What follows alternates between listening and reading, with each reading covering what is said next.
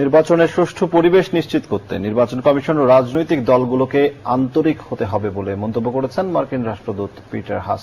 বৃহস্পতিবার রাজধানীর গুলশানে মিট দ্য অ্যাম্বাসেডর অনুষ্ঠানে এই কথা বলেন তিনি। এক প্রশ্নের জবাবে মার্কিন রাষ্ট্রদূত বলেন, র্যাবের উপর মার্কিন নিষেধাজ্ঞা কোনো একক ব্যক্তিকে শাস্তি দেবার জন্য নয়, বরং জবাবদিহিতা নিশ্চিতের জন্য।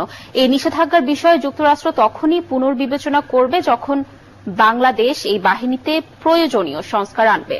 বিস্তারিত জানাচ্ছেন Nahid Hossain. Centre for governance স্টাডিজের আয়োজনে মিট দ্য অ্যাম্বাসেডর অনুষ্ঠানে যোগ দেন মার্কিন রাষ্ট্রদূত পিটার হাস। কথা বলেন আসন্ন নির্বাচন, দ্বিপাক্ষিক বাণিজ্য, র্যাবের নিষেধাজ্ঞা সহ নানা বিষয়। র্যাবের উপর নিষেধাজ্ঞার বিষয়ে পিটার হাসের সাফ জবাব, এখনই পুনর্বিবেচনার সুযোগ নেই যতক্ষণ না বাহিনীতে প্রয়োজনীয় সংস্কার হয়।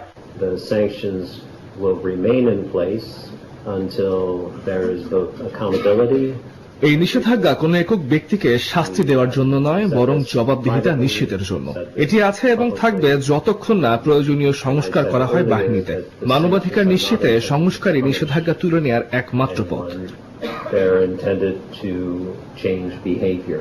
আসন্ন জাতীয় নির্বাচন নিয়ে এক প্রশ্নে মার্কিন রাষ্ট্রদূত বলেন, এটি সূক্ষ্মভাবে পর্যবেক্ষণ করবে আন্তর্জাতিক সম্প্রদায়।